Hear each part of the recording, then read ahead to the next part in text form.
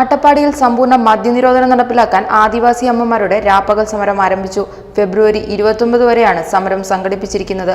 സംസ്ഥാന അതിർത്തിയായ ആനക്കട്ടിലാണ് ആദിവാസി സംഘടനയായ തായ്ക്കുലം സംഘത്തിന്റെ സമരം തുടങ്ങിയിരിക്കുന്നത്.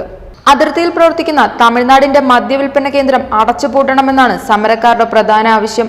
മദ്യനിരോധനം പൂർണ്ണമായും നടപ്പിലായെന്ന് അവകാശപ്പെടുമ്പോഴും അനധികൃത മദ്യവിൽപ്പനശാലകൾ ഇവിടെ സജീവമാണ്. ഇത് ചൂണ്ടിക്കാട്ടിയാണ് നൂറുകണക്കിന് അമ്മമാരുടെ നേതൃത്വത്തിൽ സമരം നടക്കുന്നത്. ഇക്കാര്യം ഉന്നയിച്ച് തമിഴ്നാട് മുഖ്യമന്ത്രി ജയലളിതയ്ക്കും ഇവർ പരാതി സമർപ്പിച്ചിട്ടുണ്ട്.